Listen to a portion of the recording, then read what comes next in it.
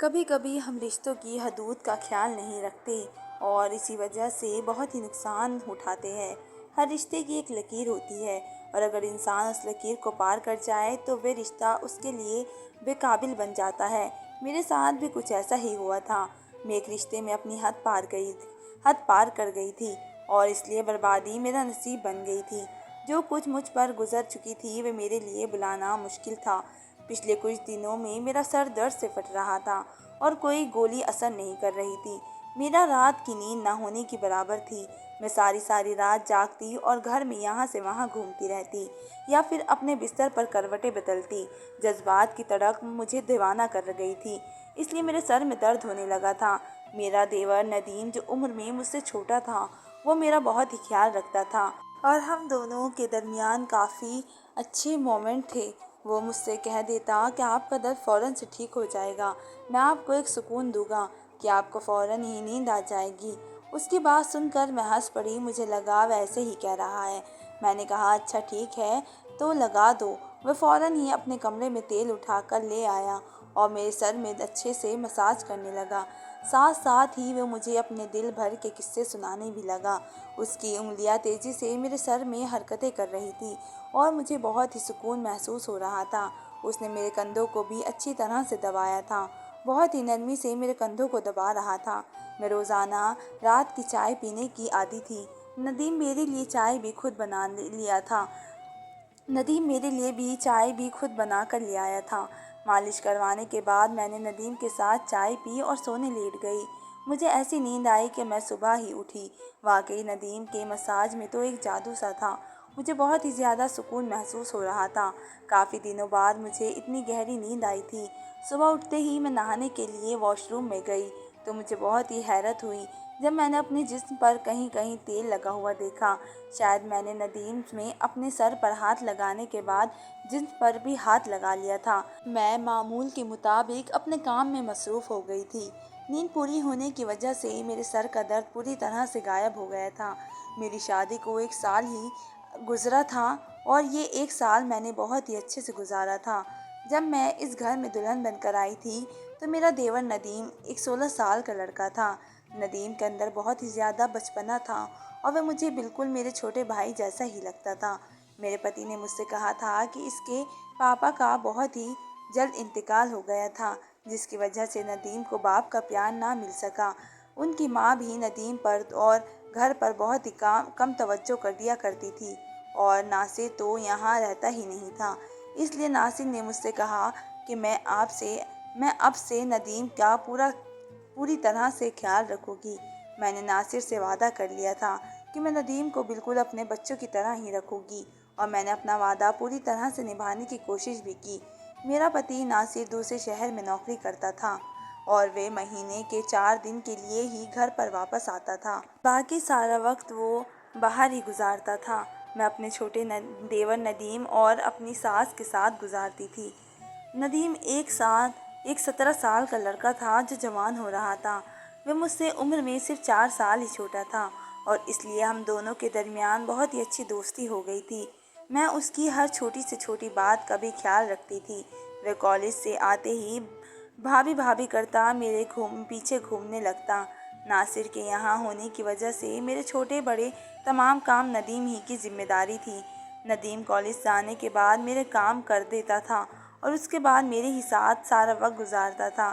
ندیم کے ساتھ رہتے رہتے میں نے ایک بات شدت سے محسوس کی تھی کہ وہ ناصر کو پسند نہیں کرتا تھا، بلکہ اس کا ذکر آنے پر بھی وہ خاموش ہو جایا کرتا تھا، پھر بات کا موضوع ہی بدل دیا کرتا تھا۔ میں اس سے جاننا چاہتی تھی کہ اسے ناصر سے کیا مسئلہ ہے، لیکن میں کبھی یہ سوال ہی نہیں کر پائی اور بعد میں مجھے اس کا جواب مل گیا۔ ناصر کی ماں سارا دن محلے میں گھومتی پھرتی اور شام ہوتے ہی جلدی سے سو جایا کرتی۔ اگلے دن صبح سویرے ہی پھر وہ محلے میں نکل پڑی، اس لیے مجھے کبھی بھی ان کی طرف سے کوئی مسئلہ نہیں پیش آیا تھا۔ زندگی بہت ہی اچھی گزر رہی تھی، لیکن ناصر کے بغیر مجھے رات بھر نیند نہیں آتی تھی اور میں ساری رات کروٹیں بدل کر گزارتی۔ کبھی کبھی تو میرا دل چاہتا کہ میں ناصر کے پاس ہی چلی جاؤں، لیکن ایسا فی الحال ممکن نہیں تھا، اس لیے مجھے سر میں درد رہنے لگا تھا۔ ندیم کو معلوم تھا کہ میرے سر میں مستقل درد رہتا ہے، اس لیے وہ پہلے تو میرے لیے دوا لے کر آیا کرتا تھا۔ لیکن ایک دن ندیم کہنے لگا کہ آپ کب تک سر درد کی دوائی کھائے گی؟ اس سے اچھا تو یہ ہے کہ میں آپ کے مساج کر دیتا ہوں، آپ کو بہت ہی سکون ملے گا۔ میں نے ندیم سے کہا کہ میں مساج کرنے سے بہتر ہے کہ کچھ دن کے لیے مجھے اپنے بھائی کے پاس بھجوا دو، میں خود ہی ٹھیک ہو جاؤں گی۔ میری بات سن کر ندیم کہنے لگا کہ اگر آپ چلے جائیں گے تو میرا کیا ہوگا؟ میں تو اب آپ کے بغیر نہیں رہ سکتا۔ اس کی بات سن کر میں زور زور سے ہنسنے لگی۔ وہ مجھ سے اسی طرح کی باتیں کیا کرتا تھا۔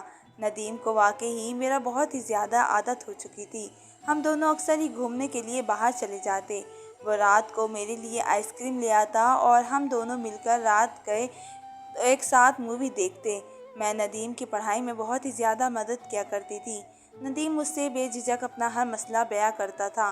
میں ندیم کے ساتھ خریداری کے لیے جاتی تو وہ مجھے بہت ہی ماڈرن فیشنیبل کپڑے لینے پر مجبور کرتا۔ میں تو وہ مجھے دوپٹے بھی نہیں لینے دیتا تھا۔ میں جب بھی دوپٹہ لے کر کام کرتی تو وہ میرا دوپٹہ کھینچ کر ایک طرف پھینک دیتا کہ آپ اتنی گرمی میں یہ پہن کر کیسے کام کر لیتی ہے۔ وہ ہر بات پر میری بہت ہی زیادہ فکر کرتا تھا۔ ندیم کو ہلکے رنگ کے کپڑے بہت ہی زیادہ اچھے لگتے تھے، اس لیے میں جب بھی اس کے ساتھ بازار جاتی تو وہ مجھے ہلکے رنگوں کے کپڑے دلواتا اور ان کی سلائی بھی بہت ہی فیشنیبل کرواتا۔ اسے میرے کپڑوں میں بہت ہی زیادہ دلچسپی تھی۔ میں اکثر اس سے کہتی تھی کہ اب اس کی بیوی تو بہت ہی خوش نصیب ہوگی جو اس کا پتی اسے اپنی پسند کے کپڑے ڈیزائن کروا کے دے گا۔ وہ میری بات سن کر کہتا کہ فی الحال تو آپ بہت ہی خوش نصیب ہیں جو میں آپ کے لیے اتنی محنت کرتا ہوں۔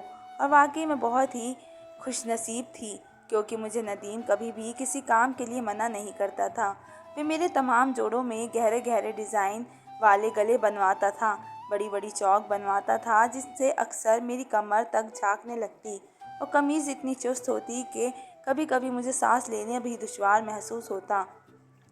لیکن ندیم کو ایسے کپڑے بہت ہی پسند تھے۔ میں اسے اپنے بچوں کی طرح رکھتی تھی، اس لیے کبھی بھی اس کی پسند کا جوڑا پہننے کے لیے منع نہیں کیا۔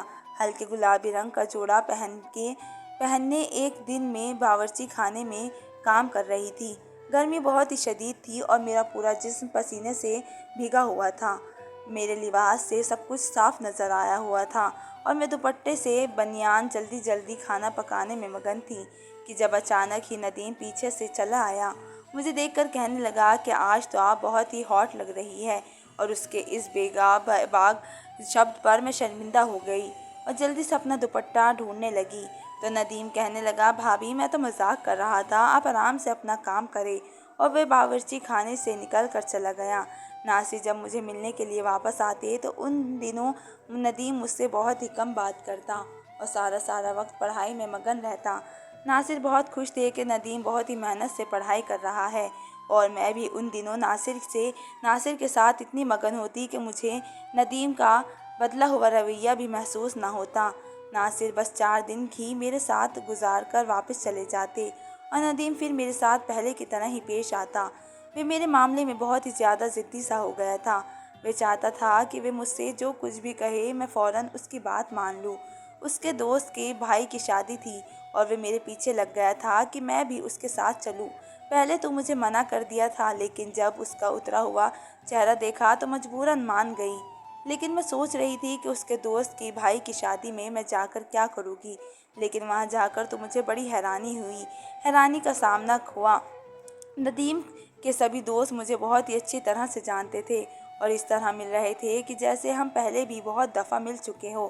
ندیم کا ایک دوست کہہ رہا تھا کہ ندیم ہر وقت آپ کا ہی ذکر کرتا ہے اور وہ آپ کی بہت ہی تعریف کرتا ہے۔ وہ سب مجھ سے ملنے کی خواہش مند تھے اور مجھ سے ملا کر وہ بہت ہی خوش ہو رہے تھے۔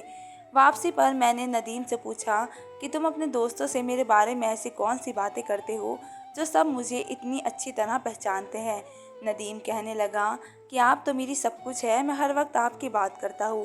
اس وقت میں ندیم کی بات کا مطلب سمجھ نہیں پائی تھی، لیکن جس دن مجھے اس کی بات کا مطلب سمجھ آیا میرے قدموں تلے زمین نکل گئی تھی۔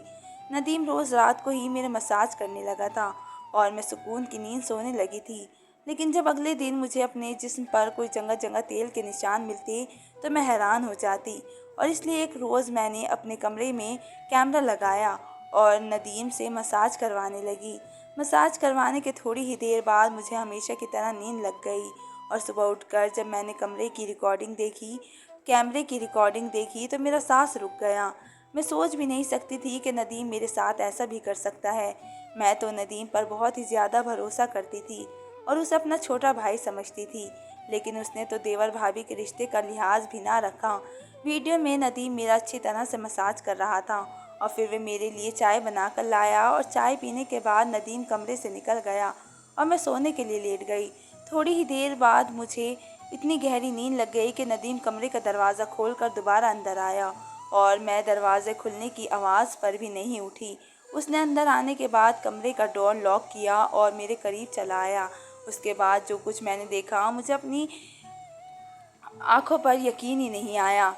नदीम कुछ देर तो खामोशी से बैठा रहा, मुझे देखता रहा। उसके बाद उंगलियों से मेरे चेहरे को छूने लगा। उसने अपना मोबाइल फ़ोन निकाल कर मेरी बहुत सारी तस्वीरें खींची और उसके बाद उसने आहिस्ता आहिस्ता मेरी कमीज़ में मेरे बदन से अलग कर दिया। तेल की भी शीशी जो वह मसाज के लिए लाया था कमरे में ही रखी थी। उसने अपने हाथों से तेल लिया और मेरे जिस्म की मसाज करने लगा। मैं बेहोश सी उसके सामने पड़ी थी और वह मेरे जिस्म पर अपने हाथों को मल रहा था। थोड़ी देर के मसाज के बाद उसने अपने होठों से मुझे चूमना शुरू किया और उसके बाद वह अपनी तमाम हदें पार करता चला गया।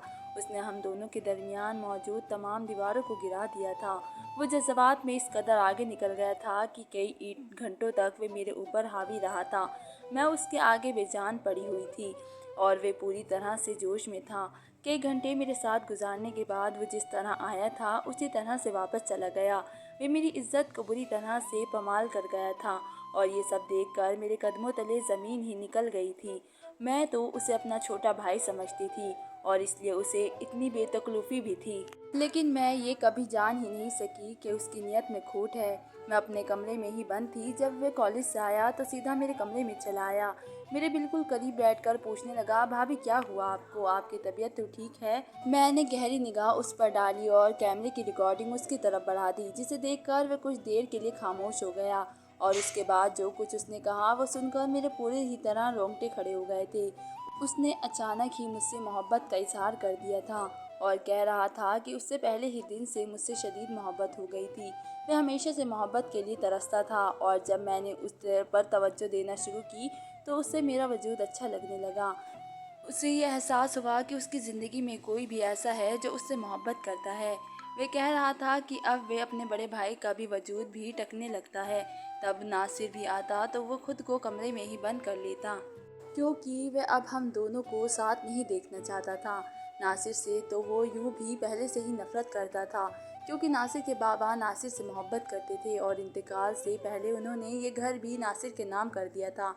मेरा और नासिर का साथ उसे बहुत ही चुभता था और वे जब भी मेरे साथ खरीदारी पर जाता तो जानबूझकर वह मुझे ऐसे लिबास लेने पर मजबूर करता कि जिसे वे मेरे वजूद को देख सके। उसे हल्के रंग पसंद नहीं थे, बल्कि हल्के रंगों में मेरा झलकता वजूद पसंद था। वे कह रहा था कि मेरी खूबसूरती से घायल हो चुका था, वे बस मुझे पाना चाहता था। उसके लिए अपने जज्बात में काबू में रखना बहुत ही मुश्किल हो गया था। जब वे मुझे आधी आधी रात तक जागते हुए देखता तो ये बात उसे मज़ीद बेचैन कर देती कि मैं उसके भाई की याद में जाग रही हूँ। उसकी ख्वाहिश थी कि मैं उसके लिए बेचैन रहूं और ज़िंदगी भर उसके साथ रहूं। वह मुझे अपने भाई से दूर करना चाहता था और अपने करीब लाना चाहता था। इसलिए उसने मेरा मसाज करना शुरू किया था ताकि मैं कुछ पर सुकून रह सकूं, और वह मेरी चाय में भी नींद की दवा मिलाकर लाता था। और जब मैं उसे यकीन हो जाता कि मैं गहरी नींद में हूँ तो वह फ़ौरन ही मेरे कमरे से चला जाता और अपने प्यासे वजूद को सराब कर जाता। उसने अपने दोस्तों को भी ये बात बता दी थी कि वह मुझे मोहब्बत करने लगा है और उसके दोस्तों ने ही उसे ये तरीका बताया था। नदीम और उसके दोस्त जवानी की दहलीज पे थे, इसलिए वे सही और गलत के बेखबर होकर मेरी इज्जत को पमाल कर बैठे थे। नदीम की बात सुनकर मेरी आंखों से आंसू बह रहे थे। उसने यह सब कर दिया था, मैं उसके भाई की बीवी थी और वह मेरे बिस्तर तक आ गया था। मैं शर्म से पानी पानी हो गई थी। मैंने नफरत से एक निगाह कदम उस पर डाली और तो वह मेरे कदमों में बैठ गया और कहने लगा कि वह बस मुझसे मोहब्बत चाहता है और मेरी नफरत उसे मार डालेगी। आप बाप की जुदाई के साथ साथ वे तो अपनी माँ की लापरवाही भी बर्दाश्त कर रहा था। वे कह रहा था कि माँ ने कभी भी उसके जज्बात और ज़रूरियात का ख्याल न रखा, बल्कि सारे मोहल्ले की खाक छानती ही रहती है। वे पूरी तन्हाई का शिकार था। जब मैं इस घर में आई तो उसकी तन्हाई मिट गई। उसे अपने आप को पूरी तरह में मेरे साथ मसरूफ़ कर लिया। میں نے ندیم کو دھکا دیकर اپنے پیروں کے پاس سے ہٹا دیا۔ میں اس کی شکل بھی دیکھنا نہیں چاہتی تھی۔ اس نے جو کچھ میرے ساتھ کیا تھا میں وہ معاف کر نہیں سکتی تھی۔ میں جانتی تھی کہ اس میں ساری غلطی ندیم کی ہے۔ وہ واقعی یہی رشتوں کا ترسا ہوا تھا اور مجھے پا کر وہ اپنی حد بھول بیٹھا تھا۔ اس میں غلطی میری بھی برابر کی تھی۔ میں نے کبھی بھی اسے صحیح اور غلط نہیں بتایا اور اس نے اب میرے لیے بیہودہ لباس سلوائے تو میں اس کی پسند سمجھ کر قبول کرتی گئی۔ میں بغیر دوپٹے کے ہی اس کے سامنے سارے گھر میں گھومتی رہی۔ میں اسے اپنا چھوٹا بھائی ضرور سمجھتی تھی لیکن وہ میرا چھوٹا بھائی نہیں تھا۔ میرے اور اس کے بیچ نامحرم کا رشتہ تھا اور میں نے اسی بات کا خیال نہیں کیا تھا۔ آج کل کے دور میں جہاں 13 سال کا بچہ بھی ہر بات سے پوری طرح واقف ہوتا ہے، میں نے کیسے سوچ لیا تھا کہ میرا 17 سالہ دیور ایک چھوٹا سا بچہ ہے۔ میں نے ندیم سے کہا کہ بہتر یہ ہے کہ وہ مجھ سے دوری اختیار کرے اور مجھے اپنی شخصیت نہ دکھائے۔ میرے لیے اب اس کے ساتھ ایک چھت کے نیچے رہنا مشکل ہو گیا تھا۔ ندیم نے مجھ سے فریاد کی تھی کہ میں یہ بات اس کے بھائی کو نہ بتاؤں۔ مجھ میں خود اتنا حوصلہ نہیں تھا کہ میں ناصر کو خود اتنی بڑی سچائی بتاتی۔ ندیم بہت ہی شرمندہ تھا اور وہ اپنے کمرے میں چلا گیا تھا، لیکن میں خود بھی اپنی نظروں میں گر گئی تھی۔